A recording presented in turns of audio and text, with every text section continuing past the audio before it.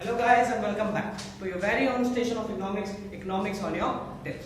जैसा कि हमने पिछले वीडियो में देखा था कि अपॉर्चुनिटी कॉस्ट क्या होती है, उससे रिलेटेड सारी चीजें, और पिछले वीडियो के लास्ट में हमने डिसाइड कर लिया था कि इस वीडियो में हमें क्या पढ़ना है, सिर्फ और सिर्फ इंपॉर्टेंट टर्म्स जो कि हमारे फर्स्ट चैप्टर से और इकोनॉमिक्स से रिलेटेड। कौन कौन सी टर्म्स हैं, थोड़ी बहुत टर्म्स हैं, स्टार्ट करते हैं जो हमने 11th में ही पढ़ी थी। अब वापस पढ़ते हैं। देखो पहला पॉइंट आता है हमारा मार्केट इकोनॉमी। मार्केट इकोनॉमी का मतलब एक ऐसी इकोनॉमी जो कौन चला रहा है, सिर्फ और सिर्फ प्राइवेट। कौन चला रहा है, सिर्फ और सिर्फ प्राइवेट कैपिटलिस्ट। ठीक है, तो ऐसी इकोनॉमी में प्रॉब्लम क्या आती है, ये एक ऐसी इकोनॉमी है जो सिर्फ प्राइवेट चला रहा है, तो उसका मेन मोटिव क्या होगा, टू अर्न प्रॉफिट। प्राइवेट का मेन मोटिव क्या होगा, टू अर्न प्रॉफिट। तो जब वो सिर्फ और सिर्फ प्रॉफिट कमाने की सोचेगा, तो जो हमारी सेंट्रल प्रॉब्लम है, what to produce, how to produce, for whom to produce, ये प्रॉब्लम कभी सॉल्व नहीं होगी। क्यों? सॉरी, उसका मेन मोटिव क्या है, टू अर्न प्रॉफिट। ठीक है, तो वो कभी भी इस चीज पे ध्यान ही नहीं देगा कि एम्प्लॉयमेंट हो रहा है या नहीं हो रहा। तो what is market economy? It is a type of economy in which total allocation of resources, allocation of resources का मतलब distribution of resources is made by private capitalist. ठीक है, पहली इकोनॉमी हो गई। सेकंड इकोनॉमी, हमारी सेकंड इकोनॉमी है mixed economy.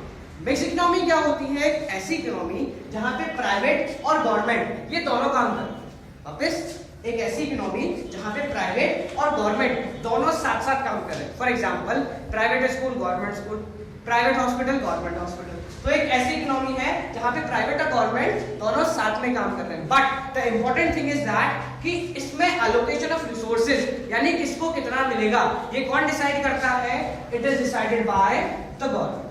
वापस से इस इकोनॉमी में, मिक्स इकोनॉमी में जब दोनों जगह साथ में काम कर रहे हैं, एलोकेशन ऑफ रिसोर्सेज यानी किसको कितने रिसोर्सेज मिलेंगे, ये कौन डिसाइड करेगा, it is decided by the government of the country. ठीक है, इसके बाद आता है हमारा third, central planned economy. Central planned economy का मतलब एक ऐसी इकोनॉमी जहां पे काम कौन कर रहा है, सिर्फ और सिर्फ गवर्नमेंट। वापस से यहाँ पे काम कौन कर रहा है सेंट्रल प्लान्ड इकोनॉमी में, सिर्फ और सिर्फ गवर्नमेंट। यहाँ पे प्राइवेट का कोई काम ही नहीं, यहाँ पे प्राइवेट का कोई भी काम ही नहीं है। तो in case of central planned economy government का मेन मोटिव क्या होगा, गवर्नमेंट का मेन मोटिव क्या होगा, सोशल वेलफेयर को बढ़ाना। अगेन गवर्नमेंट का मेन मोटिव है सोशल वेलफेयर को बढ़ाना and to remove the central problem of the economy. Government का मोटिव सोशल वेलफेयर बढ़ाना और to remove the central problem of the economy. तो ये तीनों इकोनॉमी हो गई हमारी। कौन कौन सी? पहली मार्केट इकोनॉमी, इसमें सिर्फ और सिर्फ कौन काम कर रहा है, प्राइवेट कैपिटलिस्ट। नेक्स्ट इसका मेन मोटिव क्या होगा, to earn profit. Next mixed economy जहां पे गवर्नमेंट और प्राइवेट दोनों जने काम कर रहे हैं, बट एलोकेशन ऑफ रिसोर्सेज यानी कि किसको कितने रिसोर्सेज मिलेंगे, it is decided by government. And third one is central planned economy. Central planned economy का मतलब ऐसी इकोनॉमी जहां पे सिर्फ और सिर्फ गवर्नमेंट काम कर रही है। फॉर इंस्टेंस तुम्हारे रेलवेज, जहां पे सिर्फ और सिर्फ गवर्नमेंट काम कर रही है, तो गवर्नमेंट का मेन मोटिव क्या है, सोशल वेलफेयर। तो वो क्या करेगी, कुछ भी करके सेंट्रल प्रॉब्लम को रिमूव करने की कोशिश करेगी। जैसे फॉर एग्जांपल बस का किराया ज्यादा होता है इन कंपैरिजन टू ट्रेन का किराया।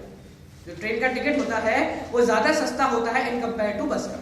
क्यों? क्योंकि ये क्या है, हमारी जो रेलवेज है वो किसकी है, गवर्नमेंट की। तो उसका काम पैसा कमाना नहीं है, उसका काम क्या है, सोशल वेलफेयर है। ठीक है, इसके बाद अपने तीन टॉपिक और आते हैं, छोटी छोटी सी टर्म्स आती हैं। पहली टर्म है हमारी स्कैरसिटी। स्कैरसिटी का मतलब क्या होता है, किसी भी चीज की कमी या limitation of anything is known as scarcity. ये हमारे इकोनॉमिक्स में कैसे आती है, हमने देखा था लिमिटेड रिसोर्सेज, तो हम उसको कहते हैं स्कैर्स रिसोर्सेज। ठीक है, नेक्स्ट आता है allocation of resources. Allocation of resources क्या होता है, मैंने अभी बताया, distribution of resources. Allocation of resources का मतलब डिस्ट्रीब्यूशन ऑफ रिसोर्सेज, कि किसको कितने रिसोर्सेज मिलेंगे। Last one is economising of resources. Economising of resources का मतलब क्या होता है, फुल्ली यूटिलाइजेशन ऑफ रिसोर्सेज।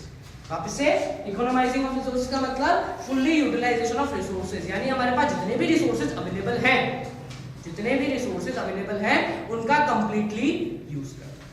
ठीक है, तो ये हमारा टॉपिक था। इसके बाद अपना टॉपिक है क्या है, अभी हाँ तो गाइस हमारा लास्ट टॉपिक आता है पॉजिटिव एंड नॉर्मेटिव इकोनॉमी। अभी हमने इंपॉर्टेंट टर्म्स पढ़ ली। लास्ट जो डिफरेंस है हमारा कि पॉजिटिव इकोनॉमी क्या होती है और नॉर्मेटिव इकोनॉमी क्या होती है। बहुत सिंपल सा है। पॉजिटिव इकोनॉमी का मतलब व्हाट इज, पॉजिटिव इकोनॉमी का मतलब what is, and normative economy का मतलब व्हाट ऑट टू बी। वापस से, पॉजिटिव इकोनॉमी का मतलब व्हाट इज एंड नॉर्मेटिव का मतलब व्हाट ऑट टू बी।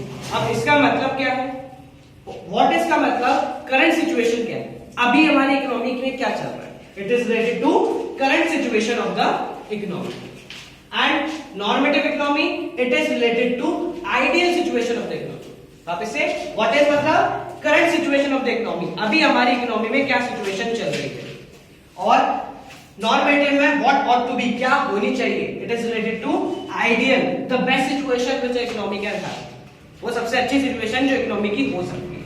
ठीक है, for example the population of a country is 128 crore. हमारी कंट्री की पॉपुलेशन इतनी है, प्रेजेंटली अभी इतनी है, तो ये positive economy. Poverty is increasing day by day, poverty लगातार बढ़ती जा रही है।